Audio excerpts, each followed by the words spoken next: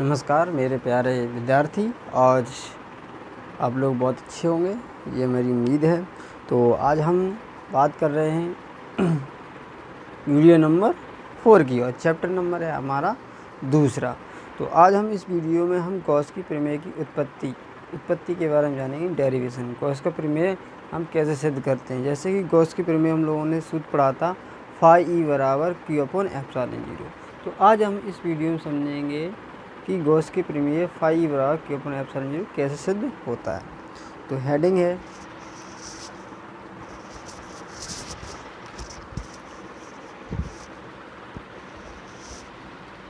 डालेंगे गॉस की प्रमेय की उपपत्ति।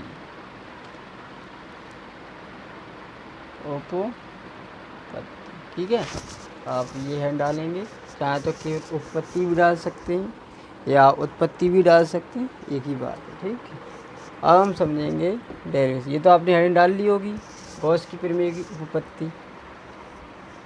अब देखिए, सबसे पहले गॉस के नियम समझने के लिए सबसे पहले मैंने बताया था कि जो पृष्ठ कैसा होना चाहिए, एक बंद पृष्ठ होना चाहिए।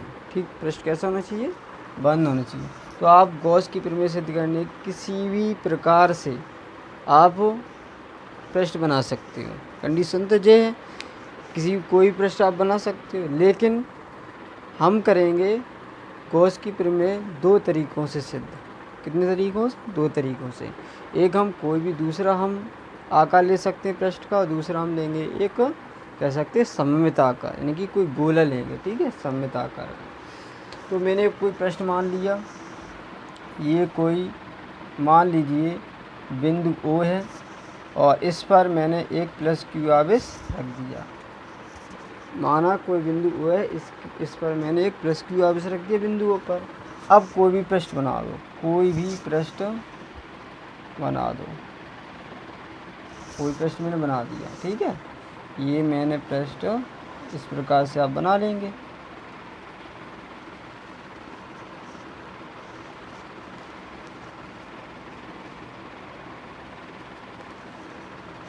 ऐसे मान आप किसी प्रकार से बना सकते हैं, कोई इसमें सोचने वाली बात नहीं है। तो ये मैंने कोई पृष्ठ मान लिया। ठीक है, और इस पृष्ठ पर मैंने कोई बिंदु P माना। इस पृष्ठ पर मैंने ये कोई बिंदु P मान लिया, जहाँ पर मुझे वैद्युत क्षेत्र निकालना।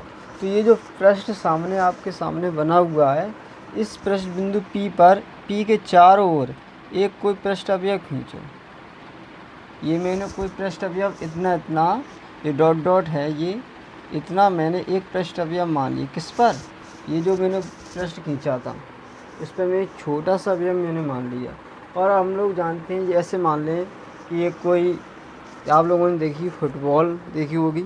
फुटबॉल में इस प्रकार से आप सिंबल बने रहते हैं, हेक्सागोनल की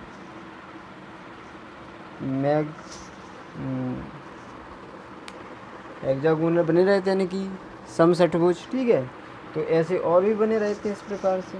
तो ये तो पूरा गोला एक बनता है, उनका बनता कि नहीं बनता। इसमें मैंने एक छोटा सा अवयव ले लिया, किस पर? पृष्ठ पर। जैसे मान लीजिए, अगर हम बात करते हैं, जैसे कि मोबाइल है, मोबाइल तो पूरा है, एक छोटा सा अवयव ले लो, छोटा सा, ऐसा छोटा सा। ठीक है, छोटा सा अवयव मैंने मान लिया। ये बिंदु P है, P के चारों में छोटा सा अवयव मान लिया। अब अवयव मान लिया तो उसका कुछ ना कुछ क्षेत्रफल होगा। तो क्षेत्रफल वेक्टर की दिशा हमेशा किधर होती है? तल के लंब तथा बार की ओर। तल के लंब तथा बार की ओर। तो मैं इस बिंदु P पर इस पृष्ठ अवयव के, यानी इस पृष्ठ अवयव क्षेत्रफल की दिशा हम पता करना चाहते हैं, तो उसकी जो दिशा होगी वो क्या होगी? तल के लंब तथा बार की। तल के लंब तथा बार की, ये हो गई हमारी क्षेत्रफल DA वेक्टर की दिशा। ठीक है, अब पता करने बिंदु Q के लिए, बिंदु Q के कारण बिंदु P पर कुछ ना कुछ वैद्युत क्षेत्र होगा। बिंदु Q पर, समझना, बिंदु P पर आवेश Q के कारण कुछ ना कुछ वैद्युत क्षेत्र होगा।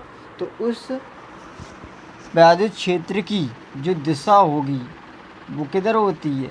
इधर ही तो होगी। तो ये मैंने मान लिया किसकी दिशा है, ई वेक्टर अर्थात वैद्युत क्षेत्र की दिशा। अगर बात करें माना कि बिंदु ओ से बिंदु पी की बीच की दूरी मैंने क्या मान ली, स्मॉल आर है, और क्षेत्रफल वेक्टर और ई वेक्टर के बीच का कोण मैंने मान लिया कितना है, थीटा है। ये कुछ ना कुछ आपस में एक दूसरे से कुछ ना कुछ कोण बना रहे हैं, ठीक है। तो मैंने माना क्या, एक कोई बंद पृष्ठ के भीतर बिंदु ए पर एक प्लस क्यू आवेश रखा। देखो जो परिभाषा जो डेरिवेशन की जो बनती है वो चित्र से ही बनती है। तो क्या लिखेंगे, माना एक कोई बंद पृष्ठ के भीतर बिंदु ओ पर एक प्लस क्यू आवेश रखा है, ठीक है, प्लस क्यू आवेश रखा है। पृष्ठ पर एक बिंदु पी इस प्रकार बिंदु पी के चारों एक छोटा सा अवयव जो पृष्ठ अवयव है डीए वेक्टर और वैद्युत क्षेत्र के बीच का कोण कितना है, थीटा है। तब हम पता करेंगे कि इस पृष्ठ से कितना वैद्युत फ्लक्स निकलेगा, ठीक है, कितना वैद्युत फ्लक्स निकलेगा उसके बारे में पता करेंगे। अगर इसका निकालेंगे तो सभी को हम समाकलन की विधि द्वारा सही पृष्ठों को हम एक करते हैं, जैसे कि ये भाग मान ली फुटबॉल के सभी को जोड़ दें तो एक पूरा सा एक गोला बन जाएगा हमारा, ठीक है। ऐसे हम सब पृष्ठ अवयवों को जोड़ देंगे तो हमारा पूरा पृष्ठ बन जाएगा। तो ये आप चित्र बनाएंगे, और चित्र हमेशा किधर बनाएंगे, सार से बनाएंगे, और यहाँ लिखेंगे माना। क्या लिखेंगे, माना, ठीक है। लिखें माना का अंग लिखें। माना एक बंद पृष्ठ के भीतर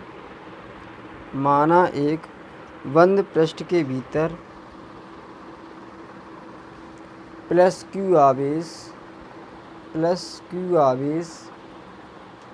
बिंदु ओ पर रखा है। बिंदु ओ से स्मॉल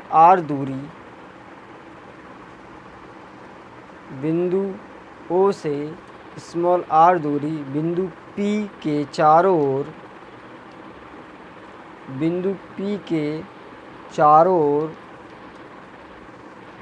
एक पृष्ठ अवयव इस प्रकार है कि डीए वेक्टर तथा ई वेक्टर के बीच का कोण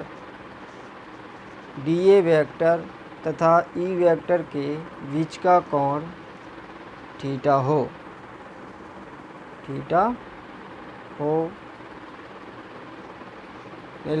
अतः इस पृष्ठ से गुजरने वाला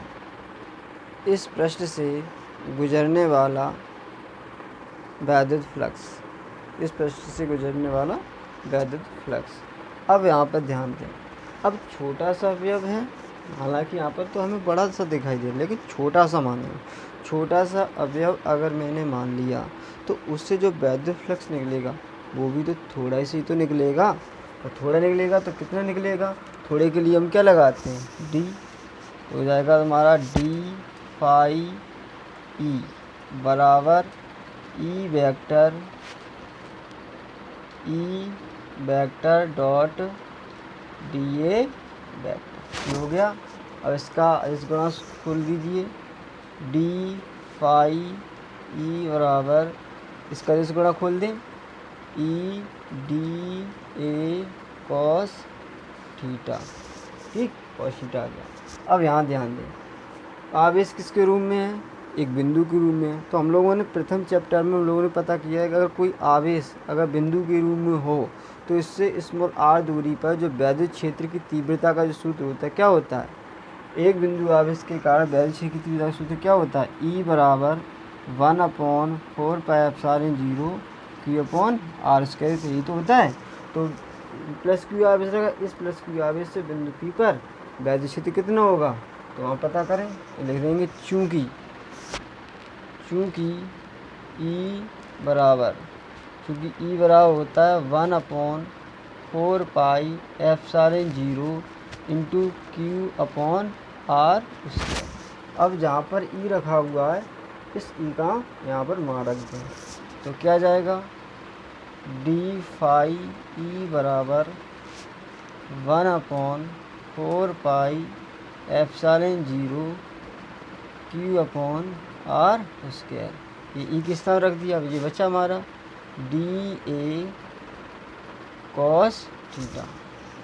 अब क्यू को बाहर निकालो, इस आर को इसके अंदर रखो, तो क्या जाएगा अनिलान से डी फाई ई बराबर Q upon 4 pi epsilon 0 D A cos theta upon are square. आपको कुछ याद आया, ये क्या है D A cos theta upon are square, ये एक घनकोण है, तो आपको हम घनकोण जो है समझ चुके हैं। लिखेंगे चूँकि D A cos theta upon are square बराबर होता है डी ओमेगा। ये क्या है घन कोण, घन कोण।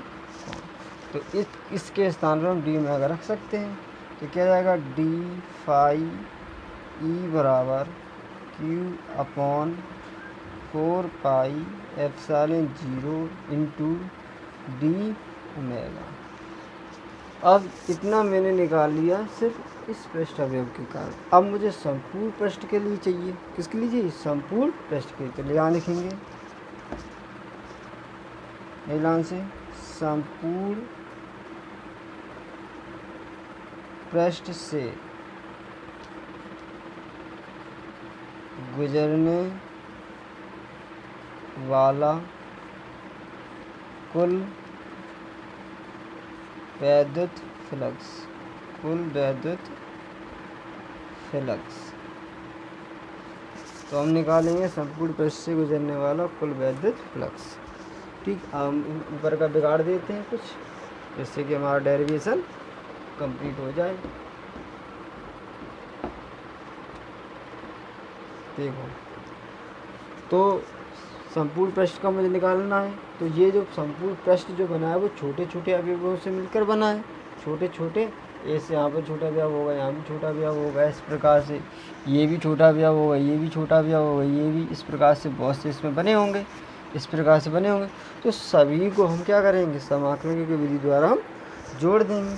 तो क्या जाएगा फाई ई बराबर इंटीग्रेशन डी फाई ई। तो सभी के द्वारा जो उत्पन्न होगा वैद्युत फ्लक्स उसको मैंने टोटल कर दिया।